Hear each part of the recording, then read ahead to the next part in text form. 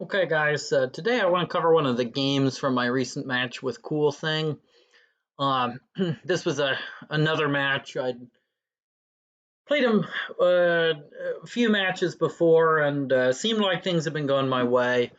Um, I started off strong in this particular game that I'm going to show you. Ultimately, I ended up losing this match. I think uh,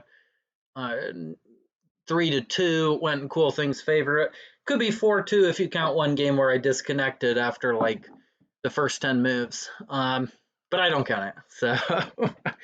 So Coolthing beat me in a match. Unfortunately, it kind of devolved into a blunderfest after the first couple of games.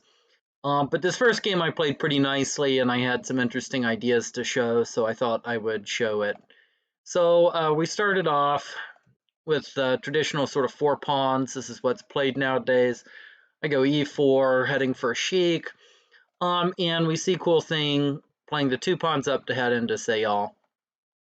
Um, uh, if you've been following my channel for any time now, you know the way that I typically meet the Sayyal is to move the c pawn up. I'm going to get three pawns in a line, and the idea of c4 is to meet c5 with d5, and something like a6. I'm going to play knight c3, and then I'm going to play bishop d3, and eventually I'm just going to completely clamp down on the b5 square. So this is a good approach for white, and so in this position, Coolthing did eventually later in the match bite the bullet with c5 and try this structure, although he got a very good position in that game. But here you see Coolthing actually sinking into a bit of a think, realizing that maybe this was not what he really wanted to go into. And so after about 30 seconds, he played e5, which is a playable line, definitely a sideline, but I actually think it might be better than the main move with c5. Um, and if you had to ask me what's absolutely best here for black, I kind of think that it might be knight e7, knight c3, and it might be this move d5 now. It's entirely to me. I think it's entirely possible that this is the correct way to play, but as far as I know, nobody actually plays this way, and most say all players they're not comfortable with this. They don't want to be playing this way. The rook on c7 just looks a bit awkward, but I think it's probably an acceptable way to play. I mean, I think this probably gives black the best chances for counterplay. But Coolthing thinks for about 30 seconds and then plays e5. And you know, I got the sense that he was out of his comfort zone here. And so I played the move d5. I thought for a moment because knight e2 is the move. I'm sure that knight e2 is the best move here. And the idea is after takes, knight takes, c5. Here white has a bunch of different lines. Knight c2 with the idea of knight a3 guarding this pawn. That's one option. Knight b3 to try to get counterplay on the c5 pawn is another option. Knight e2 is perfectly playable. And then knight b5, the idea to gain time on the rook, and then bring the knight to c3, and then this knight develops to a3, just to guard the b5 square and the c4 pawn. These are all lines here. So white has a ton of different options. And the theory really hasn't developed that much because there have not been two players who have repeatedly been playing games in this line.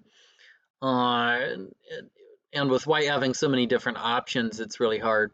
So in this game, I decided not to go in for this kind of mainline idea of playing knight to e2.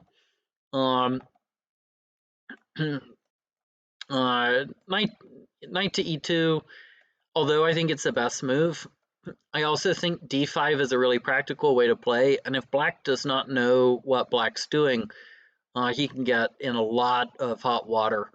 Though just to go back to knight e2, uh, I do think that white gets some advantage in this kind of mainline structure. So say knight to c5, maybe now rook to e7, then knight c3 threatens knight d5.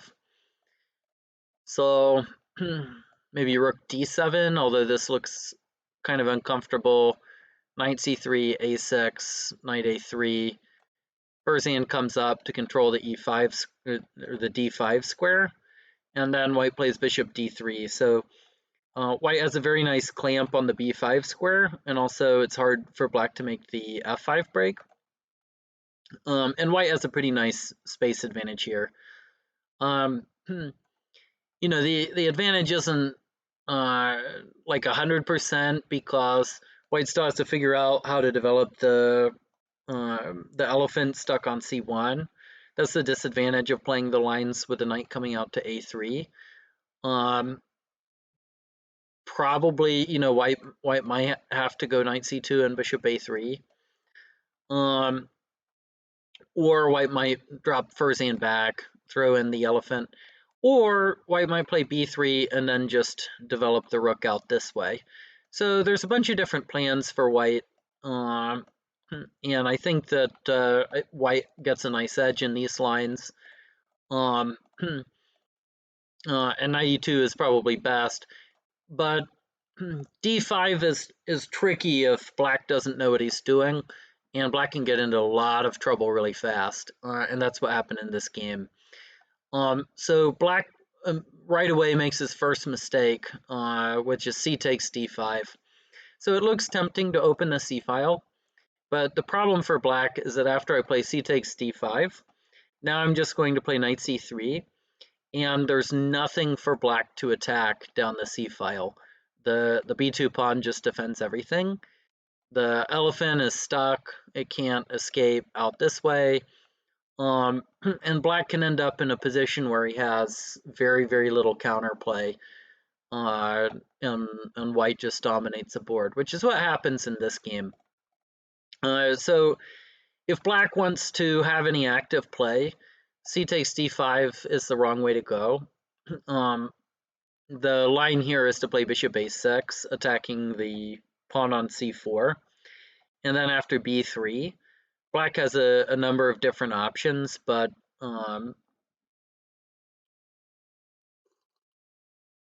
knight d7 with the idea of knight to b6 is probably the right way to go.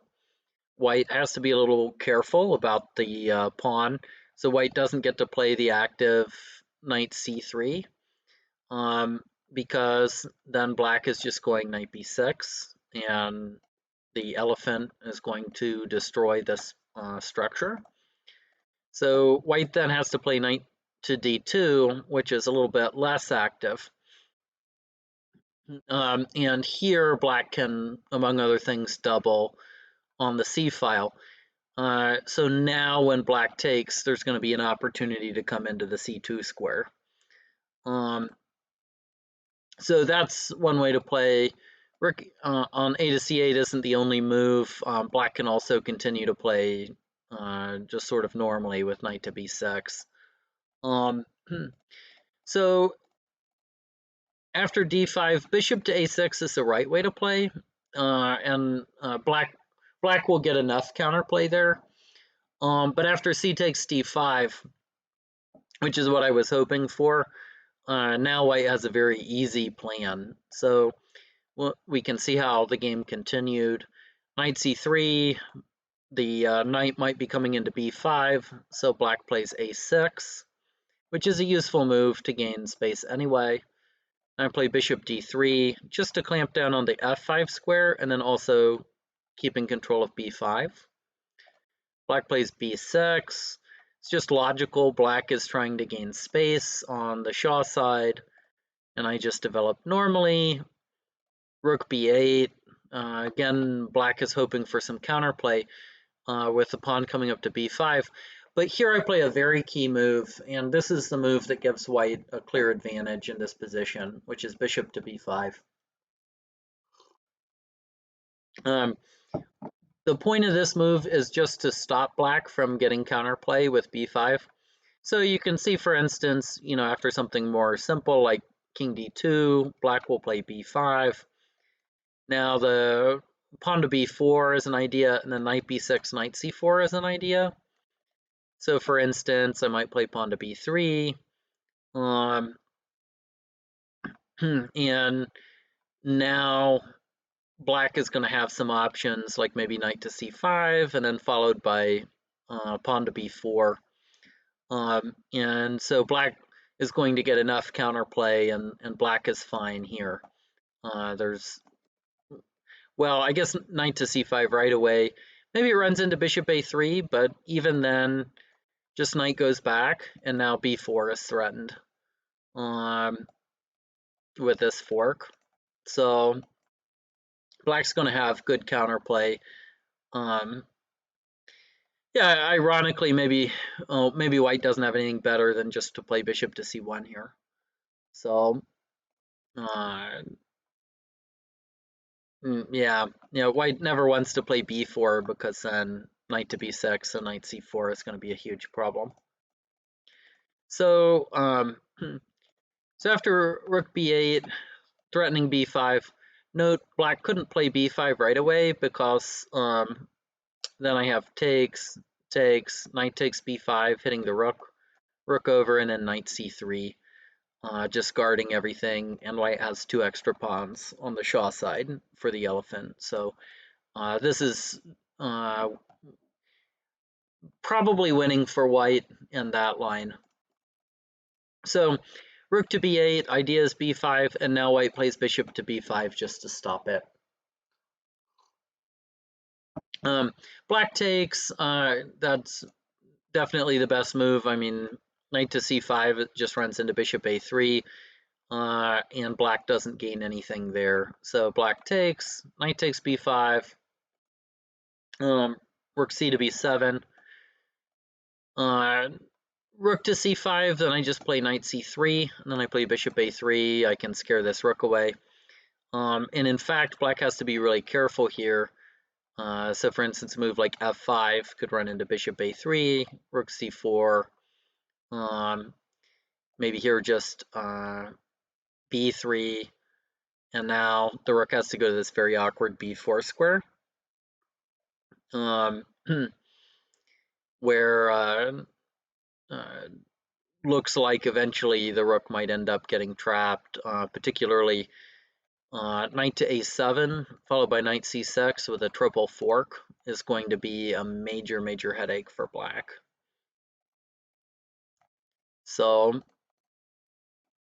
so black has to be really careful, and that's why Coolthing plays rook c to b7, which I think is the best move. And now I just am able to continue with knight on e to c3, so bishop a6, logical enough, black's trying to get back on the c file. Bishop a3, just taking away the c5 square and developing a piece. Pawn to f5.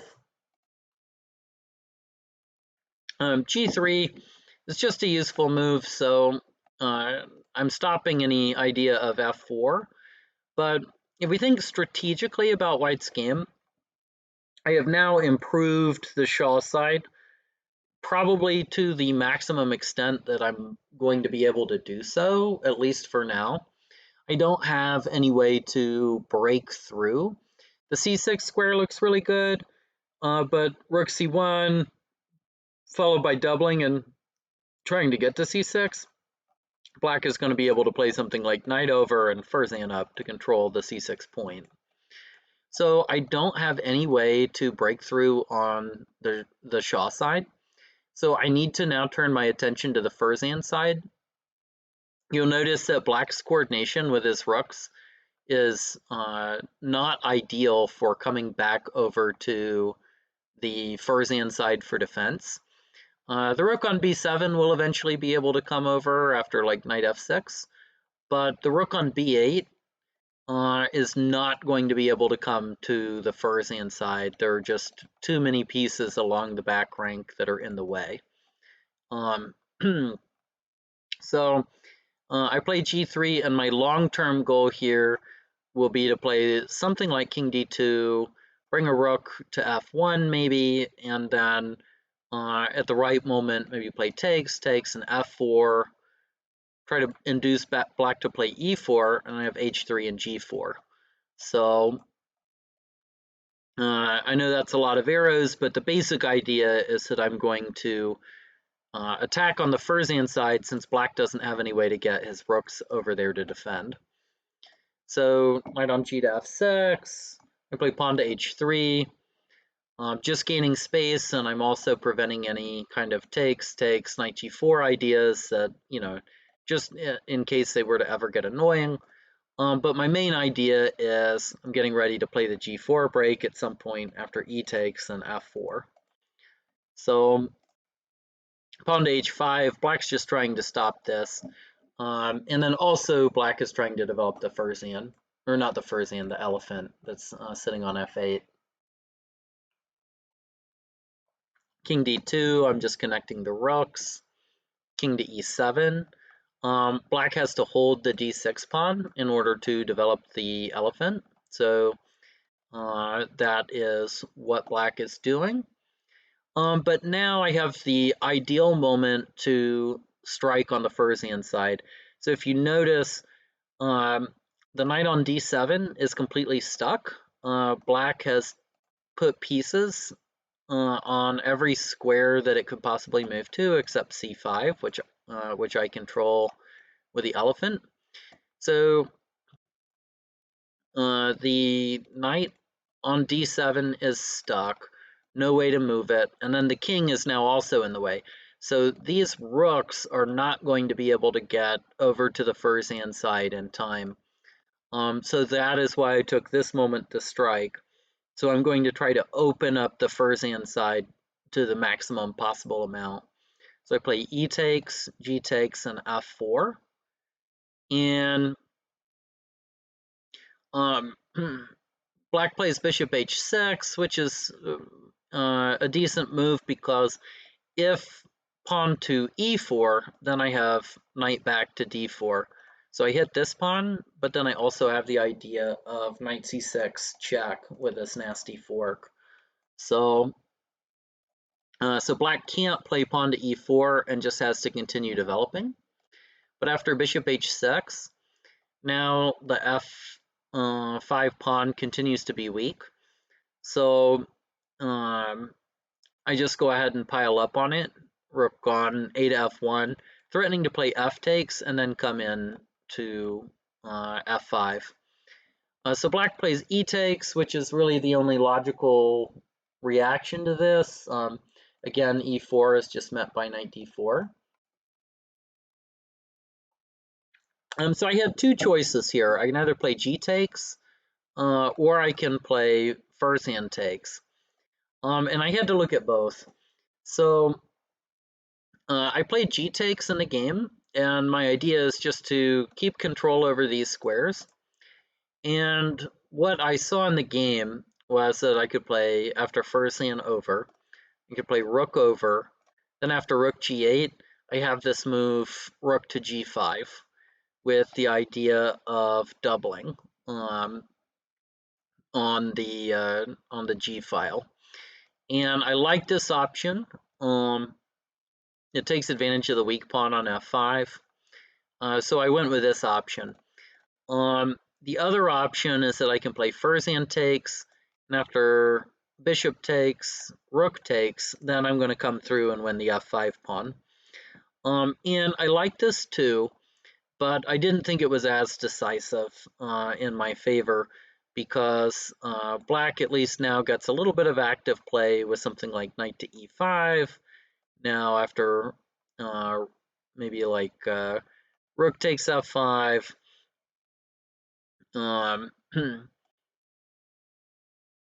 you know, maybe now we see Fursan over, although there's rook h to f1, attacks this knight, and the h5 pawn falls. So maybe knight e5 isn't the best. Maybe Fursan up is a little better. Then we see if rook takes, maybe first hand here, rook to g5, just keeping the tension, king over. Oh, but then knight takes d6. So yeah, I think this is this position is probably busted for black. I think black's in a lot of trouble here.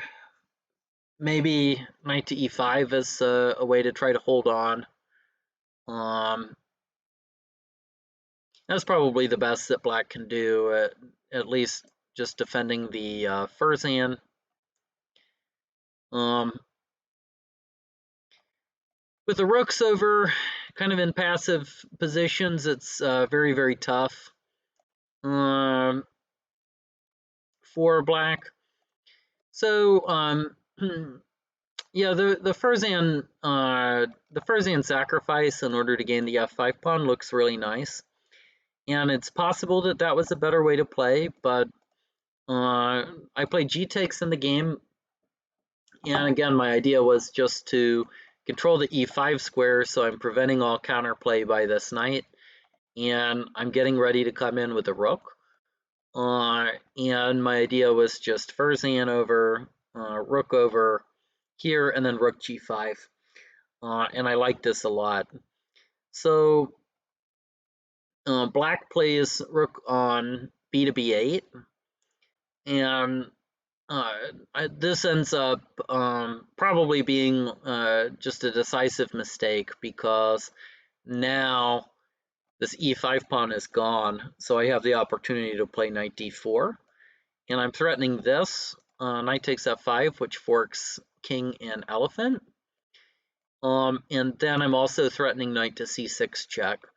So rook to b8 is a decisive mistake. You know, how can black play on? Well, I think first hand to g6 is the best move. And I did see this in the game, but I thought it was losing because I would double, and then after king over to defend, then I have knight takes d6. But I don't think it's quite so easy, because after white doubles, black can actually play knight to f8. And incredibly, black, for now at least, is sort of holding the position. It's not clear exactly what white's roadmap into the black camp is, because this knight is doing a good job holding the first hand on g6. Probably white's best move is going to be knight to d4. And it's not really threatening knight takes f5, because, well, I guess it is threatening knight takes f5, sort of, with the idea of rook takes. So black is probably going to play king to f7 in order to overprotect the rook. And here maybe I bring the other knight in, the idea of knight takes on d6. Now black might be forced to play rook d7. And here white is searching for the decisive breakthrough, but it's not super obvious. Well, and actually, white has to be careful, because knight. So after knight on c to b5, we do have to calculate knight e4 check, and then king d3. And if knight takes, then here we have takes, king over, and knight takes b7, which appears to be winning for white because white's won this pawn. But there's no reason here for black to play knight takes g5. Black can probably find some other move, you know, even just rook d7, and now white has to go back or something like that. So white is still going to have to work quite a bit in order to find the decisive breakthrough, and I don't think it's obvious how white will break through. It's a position that just seems very close to winning for white, but um, white's going to have to proceed with some care in trying to figure out how to actually play for the win. Um, Maybe after 97 or 94, king f7, maybe the right idea is actually to try for some sort of king march into b5.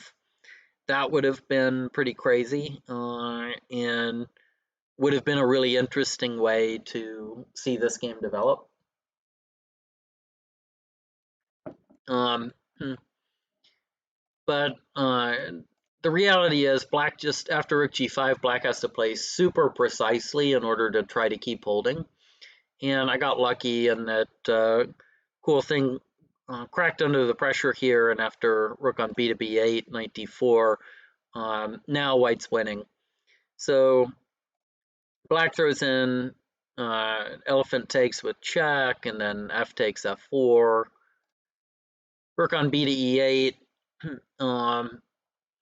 Just doing what black can to avoid material loss, but now the position really collapses.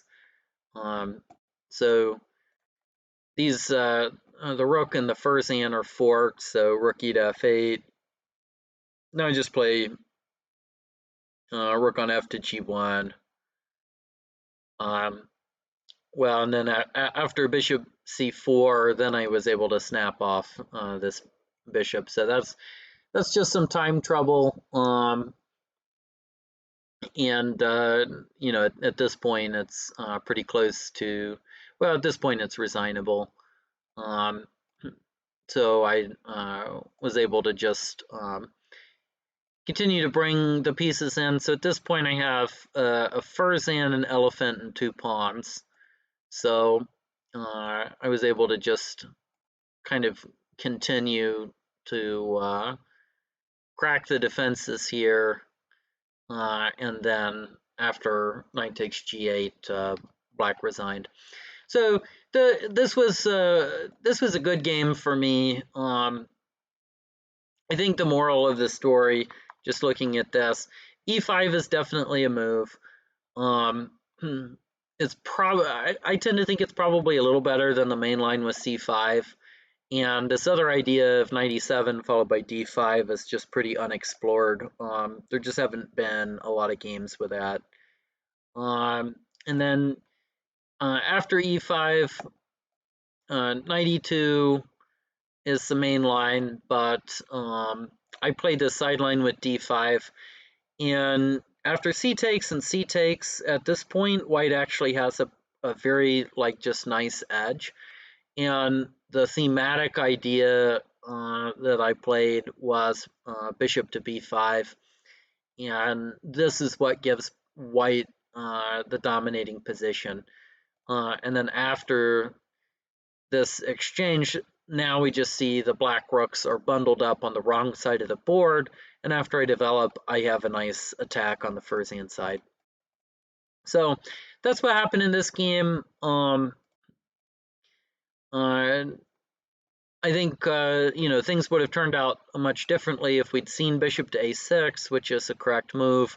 Then after b3, knight d7, knight d2. Here black has some interesting ways to play knight b6 or rook on a to c8.